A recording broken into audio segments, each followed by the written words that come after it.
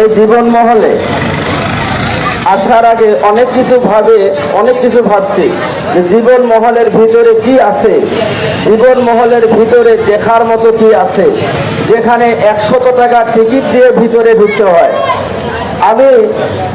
আমি হামিদুল ইসলাম নীলফামারী থেকে এসে জীবন মহলের ভিতরে যখন প্রবেশ করলাম, আমি একটু এগিয়ে দেখলাম একটা মসজিদ, মাশাআল্লাহ, যেখানে 5 ওয়াক্ত নামাজ পড়ানো হয়, যেখানে 5 ওয়াক্ত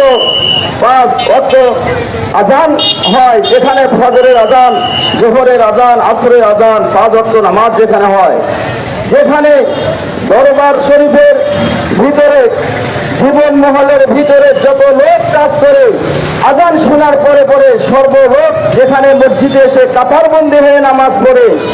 আর আজকেই সেই জায়গায় থেকে আমাকে বলতে হচ্ছে এই ভালো কাজের প্রতিবাদ জানার জন্য অসংখ্য মানুষ সামনে দাঁড়িয়ে আছে। কারণ যারা সামনে দাঁড়িয়ে আছেন তারা তো কখনো জীবন চৌধুরীর সাথে মিশেন নাই। আপনি ভিতরে এসে তার কর্মকাজ, জীবন মহলের ভিতরে কি হচ্ছে, জীবন মহলের ভিতরে দরবারে কি হচ্ছে, এখানে কি জীবন মহলের ভিতরে কি জীবন চৌধুরীকে কি চেষ্টা করা হয় নাকি এখানে শরীর কাজ করা হয়, এমন কেউ প্রমাণ দিতে পারবেন না। এখানে সামনে এসে প্রমাণ দিতে পারেন জীবন মহলের পায়ে কোন একজন মহিলা, কোন একজন নারী, যদি কোন একজন পুরুষ জীবন মহলের সামনে মাথা নেতা করে দুই পায়ে সেজদা দিয়েছে, এই মুহূর্তে জীবন মহলের দরজা সারা জীবনের জন্য আমরা বন্ধ করে দিব। এমন কেউ আছেন এখানে যে এমন একটা ছেলেদের কথা উল্লেখ করে প্রমাণ সহ এখানে আমাকে আজকে প্রমাণ দিতে পারবে? অতএব এই প্রতিবাদ যে আপনারা এখানে দাঁড়াইছেন, আমি নীলফামারী থেকে এসে আমি কয়েকবার এই জায়গায় এসেছি, আমি একদিন নয়, আমি লাগাতার 10 দিন ছিলাম এই জীবন মহলের ভিতরে। আমিও দেখার জন্য আসছিলাম যে এর ভিতরে কি হয়। আমি একদিন সময় দিয়ে যখন কিছুই পাইলাম না, আমি আরো সময় বাড়িয়ে নিলাম। এইভাবে আমি 5 দিন ছিলাম। 5 দিনের ভিতরে দেখলাম 12 ওয়াক্ত নামাজ হচ্ছে সেই মসজিদের ভিতরে, এবং প্রতিদিন মাগরিবের নামাজের পরে দরবার শরীফে কিছু মানুষ, কিছু মা বোনদেরকে সামনে রেখে সরকার শরীফ, সেখানে ইসলামিক কথা বলা হয়, সেখানে নামাজের আযান দেওয়া হয়, যেখানে উযু গোসলের ফরজ শেখানো হয়, যেখানে আল্লাহকে চেনা হয়, যেখানে আল্লাহ রাসূলের আদর্শ জানানো হয়, সেইখানেই আমি দেখলাম যে প্রায় 1 ঘন্টা এই আল্লাহ রাসূলকে নিয়ে আলোচনা, কোরআনের হাদিসের আলোচনা প্রতিদিন হয়। সেখানে আজকে স্বয়ং আমি 3টার পরে বা আড়াই থেকে 3টার ভিতরে, এই ভাই হ্যালো, 2:30 থেকে 3টার ভিতরে আজকে জীবন মহলের ভিতরে আমি জীবন ভাইয়ের সাথে, জীবন চৌধুরী ভাইয়ের সাথে কথা বলছি। উনি 5 মিনিট থেকে 10 মিনিট কথা বলছে। ওনার প্রতিটি কথায় ইসলামিক কথা ছিল, প্রতিটি কথায় কোরআন থেকে রিসার্চ করা কথা ছিল, প্রতিটি কথায় নবীর আদর্শ মোতাবেক সুন্দর করে উনি কথা বলছিলেন। ওনার কথা শুনে আমার প্রাণ জুড়ে গেছে। উনি ইসলামের বাহিরে একটি কথাও বলে নাই, হাদিসের বাহিরে একটি কথাও বলে নাই।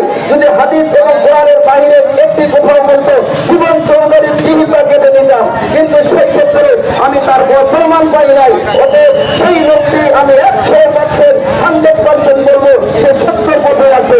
আপনারা আসেন, ওনার বিষয়ে আগে জানেন, ওনার জীবন মহলে প্রবেশ করে ওনার আনাচে কানাচে খবর নেন। উনি মানুষের, অসহায় মানুষের পিছনে দাঁড়ায়, অসহায় মানুষের সাহায্য করে। সেটাই কি তার অপরাধ? অসুস্থ মানুষকে সেবা দেয়, তার সেটাই কি তার অপরাধ? দারিদ্র লোকদের জন্য গাড়ি ভাড়া করে চিকিৎসার ব্যবস্থা করে, সেটাই যদি তার অপরাধ হয়ে থাকে তাহলে তাকে শাস্তি দিন। কিন্তু সেই লোকটা অসহায় মানুষের কাছে দাঁড়ায়, সেই লোকটা গরিব মানুষের চিকিৎসার জন্য 2টি গাড়ি রেখেছে, সেই লোকটি অ্যাম্বুলেন্স রেখেছে অসহায় মানুষের কাছে দাঁড়ানোর জন্য। এত কিছু করলেন, এত কিছু বলার পরে আজকে এলাকার লোক তার বিপরীত কিছু সংখ্যক লোক আজকে আপনি দাঁড়াইছেন। আমি বলতে চাই শেষ কথা যে আপনার জীবন চৌধুরীর বিষয়টা আগে অসম্ভব। আপনি জীবন মহলের ভিতরে আসেন, তার সাথে মিশেন, তার দরবারে সময় দেন, তার সাথে কথা বলেন, তার মহজ্জের ইমাম যারা মসজিদে আছে তাদের সাথে আপনি সময় দেন, তাহলেই আশা করে বুঝতে পারবেন, তাহলে এক হাতের জায়গা আপনি 100 হাত দিতে চলে যাবেন। তার প্রতিবাদ জানানোর প্রতিবাদের চেয়ে আপনি বন্ধু হয়ে যাবেন, তার প্রতিবাদ জানানোর চেয়ে আপনি তার বন্ধু হয়ে যাবেন, তার পাশে দাঁড়াবেন। আমি সকল মানুষকে আহ্বান করব, তার খারাপ প্রতিবাদ না করে ভালো কাজের জন্য তাকে উৎসাহিত করে, তাকে উৎসাহিত করো, তার পাশে দাঁড়ান।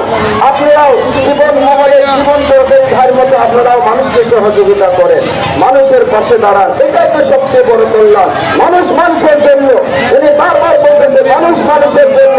আর মানুষ বিপদে পড়লে মানুষই তো পাশে দাঁড়াবে, মানুষ অসুস্থ হলে মানুষই তো পাশে দাঁড়াবে, মানুষ অসহায় হলে মানুষের অসহায় মানুষের পিছনে দাঁড়াবে। আল্লাহ তাআলা আমাদেরকে সবাইকে যেন এই জীবন করতে পারি এবং আল্লাহ তাআলা যেন জীবনের নেক হায়াত আল্লাহ তাআলা যেন বাড়িয়ে দেয়। ওয়া আখিরু দাওয়ানা আলহামদুলিল্লাহি রাব্বিল আলামিন।